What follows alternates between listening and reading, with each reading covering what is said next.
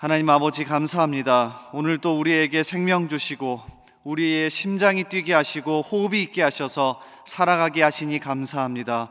특별히 새벽부터 이 새벽을 깨워 하나님 앞에 나왔으니 하나님 이 시간 강력하게 임재하여 주시고 우리 가운데 함께하여 주옵소서. 말씀 가운데 함께하시고 특별히 그 말씀이 하나님의 음성이 되게 하시며 그 말씀의 약속들을 붙들고 이 시간 기도할 때에 하늘 문을 여시고 우리의 기도에 응답하여 주옵소서. 그래서 이 새벽부터 은혜가 충만한 가운데 우리에게 맡겨주신 오늘 하루를 믿음으로 승리하게 하옵소서. 주님, 먼저 우리 나라를 위해 기도합니다. 참 어지럽고 어려운 가운데 있습니다. 주님, 하지만 어렵다는 말만 입에 담지 않게 하시고 오히려 우리 믿는 자들이 항상 엎드려 기도함으로 우리나라 살려 주옵소서. 위정자들이 국민과 나라를 사랑하는 마음으로 대하게 하시고 또 우리 국민들도 서로 싸우기보다는 하나된 마음으로 함께 갈 수 있도록 도와주시옵소서.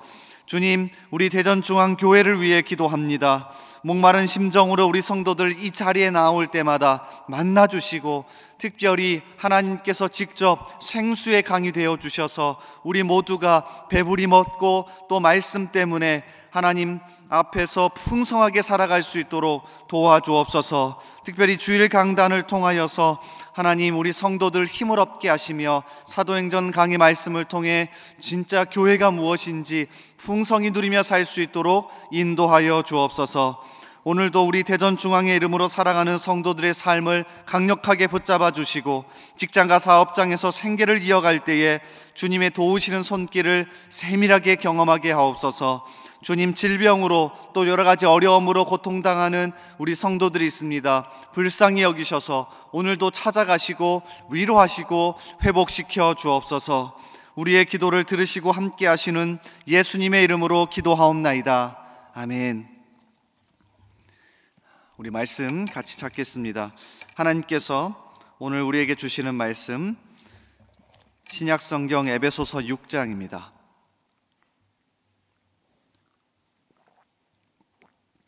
신약성경 에베소서 6장 1절에서 4절의 말씀입니다.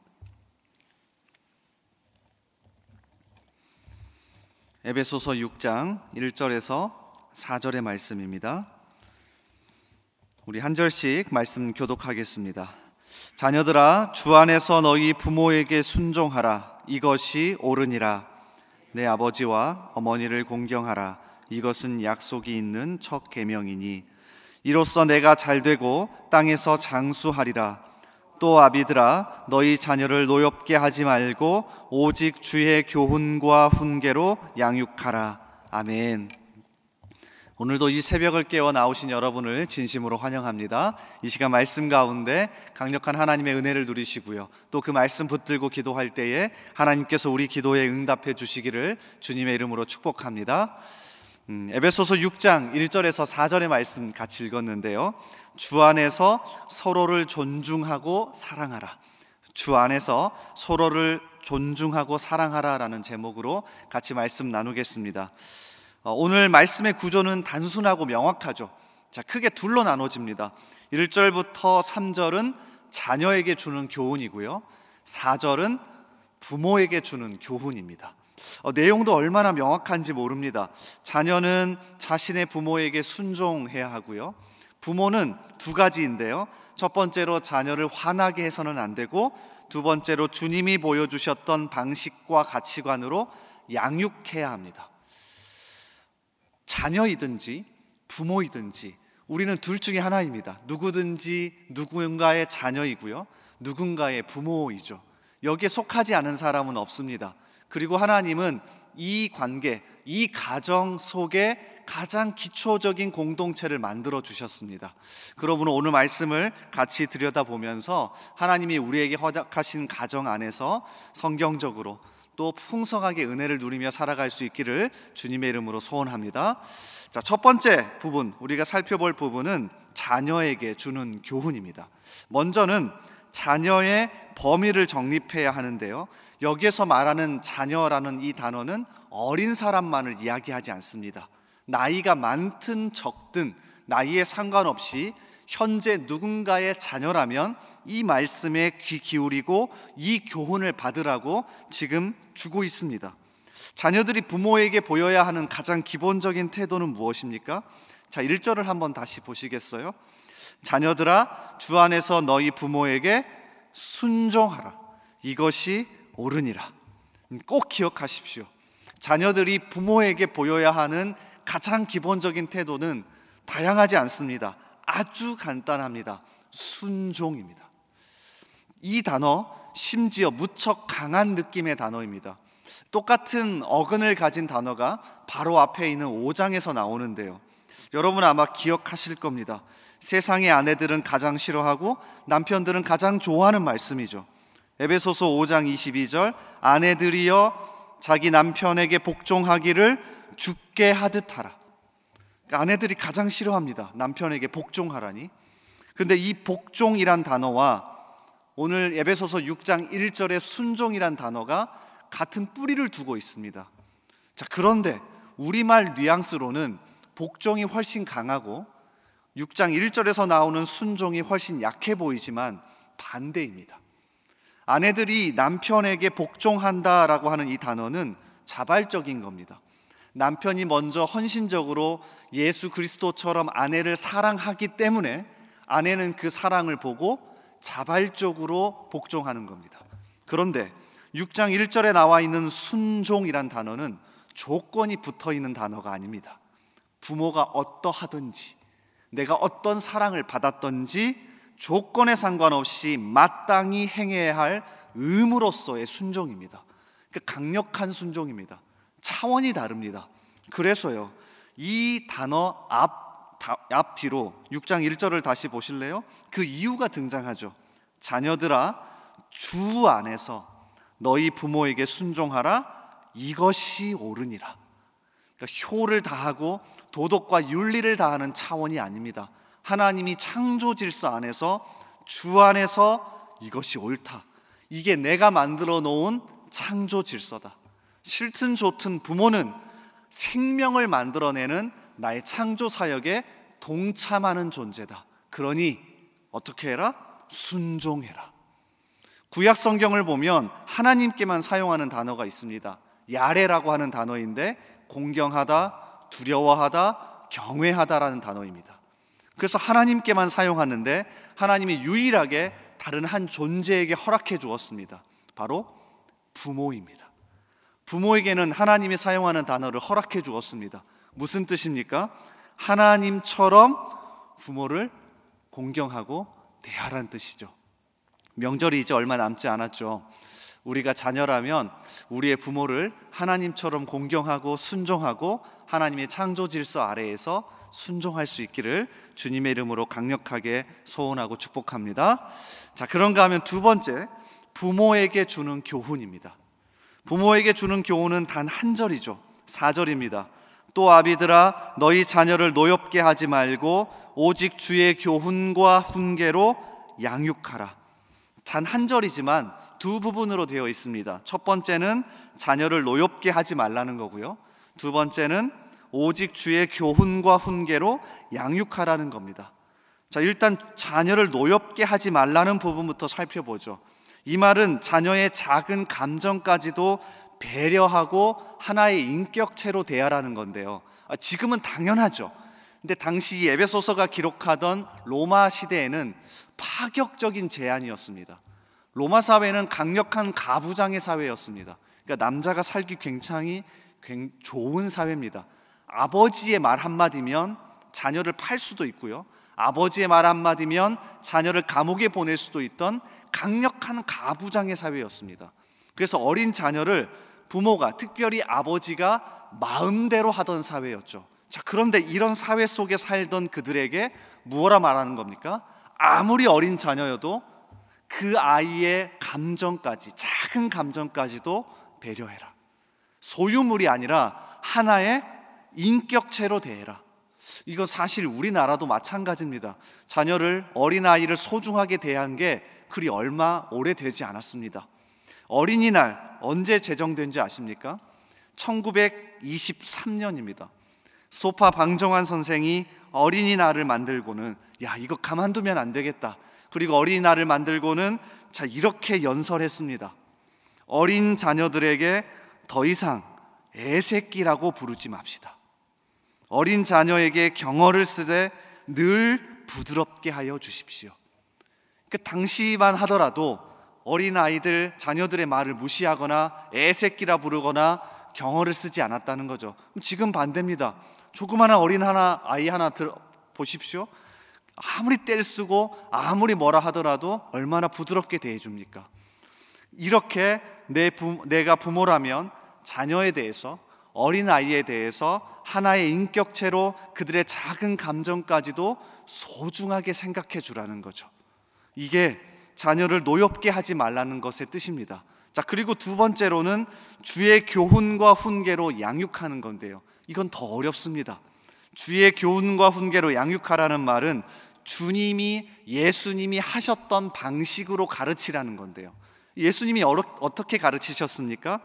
겸손과 온유로 가르치셨죠. 아무리 제자들이 엇나가더라도 끝까지 붙들고 사랑하셨습니다. 그리고 제자들에게 말만 한 게 아니라 어떻게 해요? 자신이 먼저 삶의 본을 보이셨죠. 부모들에게 이렇게 얘기하는 겁니다. 예수님이 하셨던 것처럼 자녀를 겸손과 온유로 가르치십시오. 예수님이 하셨던 것처럼 자녀를 끝까지 사랑하십시오. 예수님이 하셨던 것처럼 성경적 가치관으로 사는 삶을 말뿐이 아니라 먼저 본을 보이십시오. 이렇게 가르치는 거죠.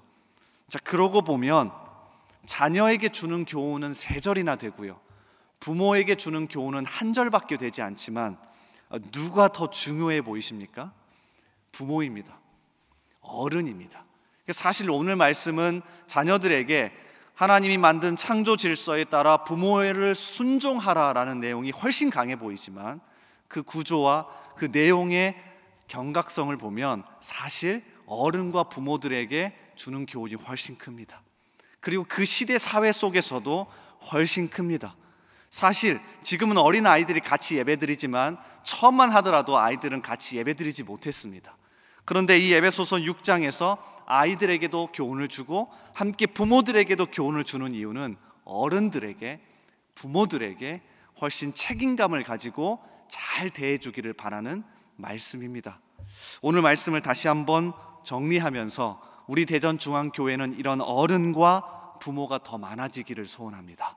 그래서 주변 사람들을 잘 품고 또 주변 사람들에게 본이 되는 저와 여러분 되기를 주님의 이름으로 간절히 소원하고 축복합니다. 이 시간 말씀 붙들고 같이 먼저 기도하며 나아가겠습니다.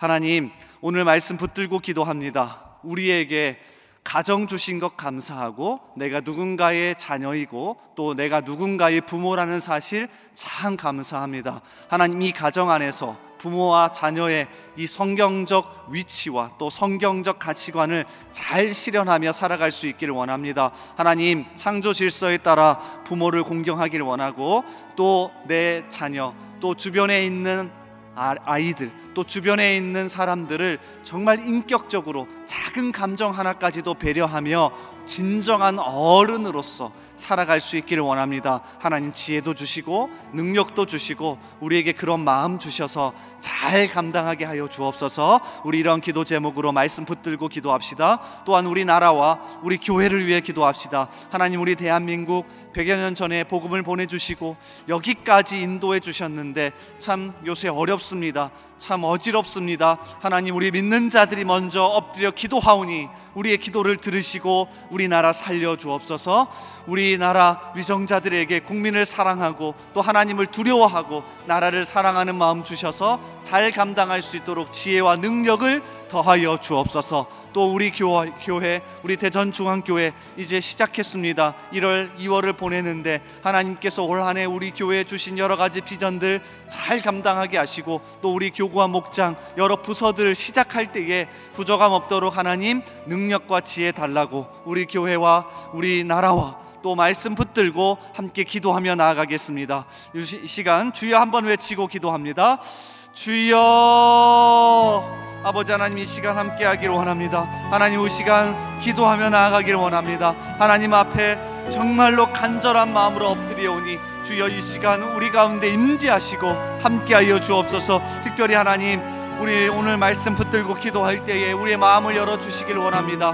우리의 생각을 열어주시길 원합니다. 하나님, 우리는 누군가의 부모이자 누군가의 자녀입니다. 하나님, 가장 기본적이고 가장 기초적인 공동체가 가족이고 가정인데, 하나님, 이 안에서 우리가 어떻게 살아갑니까? 진짜 부모를 공경하고 있습니까? 진짜 하나님과 같은 존재로 대하고 있습니까? 하나님, 다른 것 필요 없이 정말로 하나님처럼 대하고 있습니까? 정말로 존경하며 공경하며 경외하며 살고 있습니까? 아니면 하나님 정말 귀찮다고 생각하진 않습니까? 주여, 우리를 불쌍히 여겨 주옵소서.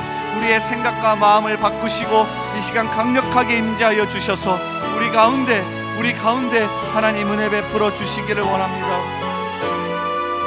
하나님, 특별히 이 시간 간절히 기도할 때에 우리 주변에 있는 자녀와 우리 주변에 있는 아이들을 향하여서 우리가 진정한 어른으로서, 진정한 어른으로서, 진정한 부모로서 감정 하나까지도 배려하는 하나의 인격체로 대하는, 아버지 그렇게 소중하게 대하는 우리가 되기를 원합니다. 하나님, 단 한 절이지만 부모와 어른으로서 대하는 이 구절이 얼마나 중요한지 모릅니다.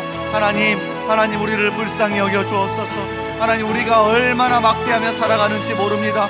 우리의 말 한마디가, 우리가 대하는 그 한마디가 얼마나 다른 사람에게 상처를 주고 우리보다 어린 사람에게 상처를 주는지 모릅니다. 주여, 우리를 불쌍히 여기셔서 진정한 어른, 진정한 부모로 거듭날 수 있도록 주여 도와주시옵소서.